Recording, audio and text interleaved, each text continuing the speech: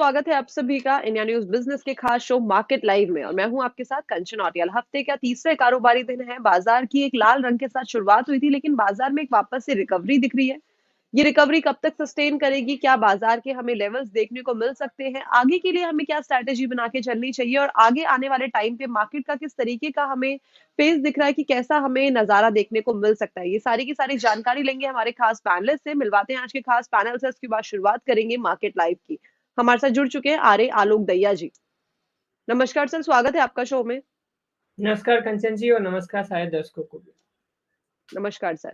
और हमारे साथ जुड़ चुके हैं अविनाश गोकलानी जी। नमस्कार सर, स्वागत है आपका शो में। नमस्कार ma'am, thank you for inviting. Thank you for joining us sir. Alok sir, सबसे पहले आपके पास आना चाहूंगी। सर, जिस तरीके की हमें बाजार की चार्ट दिख रही है, जैसे कि हम स्क्रीन पे चार्ट्स पे भी देख सकते हैं, एक गिरावट के साथ बाजार शुरू हुआ था, लेकिन वापस से बाजार में एक रिकवरी देखने को मिल रही है। कंसोलिडेशन का जो फेज है वो खत्म होने का नाम नहीं ले रहा है। अगर हम पिछले एक महीने की बात करें तो पिछले एक महीने में भी हमें कंसोलिडेशन रेंज में ही बाजार घूमे जा रहा है। कब ये रेंज अपर साइड ब्रेक करेगा या लोअर साइड ब्रेक करेगा, इसका आप हमें एक थोड़ा सा ओवरव्यू दे दीजिए। कंचन जी, निफ्टी फिलहाल एक फिगर के साथ बड़ी जोर लड़ाई कर रहा है, वो है 21,800 21800 का।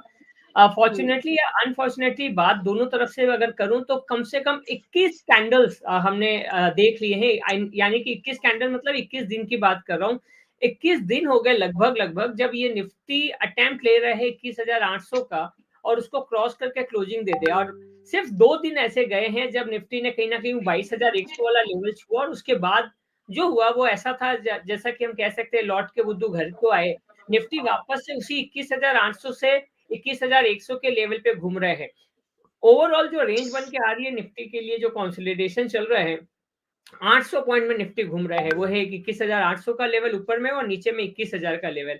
अब यहाँ ट्रिगर क्या हो सकता है? यहाँ ट्रिगर बजट हो सकता है, यहाँ ट्रिगर इलेक्शन से आने वाले कई और आउटकम्स हो सकते हैं। जैसे अभी हमने बिहार में एक उलटफेर देखा, बड़ा उलटफेर देखा। तो ऐसे कई और उलटफेर के कारण से बाजार को टाइम टू टाइम कुछ ट्रिगर मिल जाए तो अलग बात है। फिलहाल जो बाजार पर निफ्टी पर चार्ट पे जो दिख रहा है वो यही है कि जब तक 21,800 के ऊपर की एक एग्रेसिव या हम बात करें तो लगातार 2-3 दिन की क्लोजिंग नहीं दे दे, तब तक बहुत ज्यादा एग्रेसिव होकर फिलहाल निफ्टी पे काम नहीं किया जा सकता। और दूसरे साइड में अगर हम बात करें तो 21,000 का लेवल है, तो यहाँ पर एक स्टॉक स्पेसिफिक नजरिया इंपॉर्टेंट हो जाता है। और देखिए ये नजरिया किस लिए इंपॉर्टेंट है ये भी बताता हूँ। हमारे जो आम निवेशक भी है, आप मान के चलिए अगले 3 से 4 महीने शायद और कंसोलिडेशन में निकल जाए तो कोई बड़ी बात नहीं होगी। क्यों? वो पहले बजट ज्यादा दिन नहीं है, कल ही है बजट, उसके बाद प्री इलेक्शंस, फिर इलेक्शंस एंड फिर पोस्ट इलेक्शंस। ये तीनों चारों घटनाक्रम को अगर हम लोग एक लाइन से देखें तो आने वाला 3-4 महीना कैसे कब इंडिया का बीतेगा बोलना बड़ा ही मुश्किल होगा। तो ऐसे कंडीशन में हमारे पास एक ही ऑप्शन बचता है, वो है स्टॉक स्पेसिफिक होके चलते रहना, और उसी में शायद ज्यादा भलाई फिलहाल में नजर आ रही है। जी, ठीक है। तो ये थी बात मार्केट की, साथ ही साथ निफ्टी के लेवल सर ने बता दिए हैं और किस डायरेक्शन में हमें देखने को मिल सकता है वो बता दिया है सर ने। अविनाश सर, आपका क्या स्टांस है इसमें? आपको किस तरीके का लग रहा है मार्केट इस वक्त?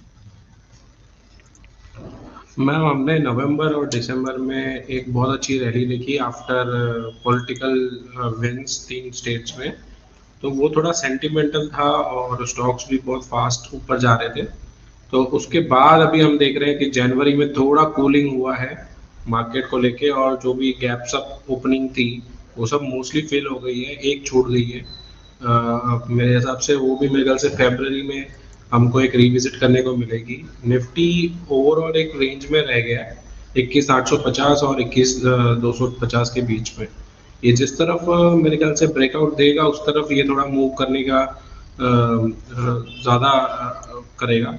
I think so. ये मेरा पर्सनल व्यू ये है कि नीचे की तरफ एक बार रीटेस्ट करना चाहेगा। ओके, बिकॉज अभी हम रिजल्ट्स भी देख रहे हैं और रिजल्ट्स में भी बहुत सारे मिक्स बैग्स हैं, इतने अच्छे भी नहीं है और मार्केट उसको बहुत वायलेंटली नेगेटिव रिएक्ट कर रहा है। HDFC बैंक रिजल्ट आया, प्रॉफिट शो किया, ऑफ कोर्स एक्सपेक्टेशन के अकॉर्डिंग नहीं था बट उसको हैमर किया गया।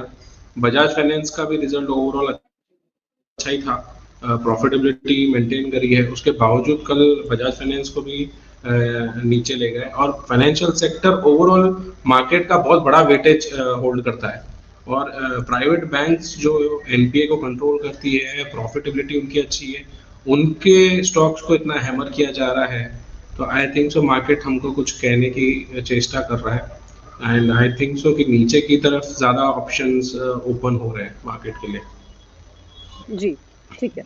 तो ये थी राय निफ्टी और बैंक निफ्टी की। आलोक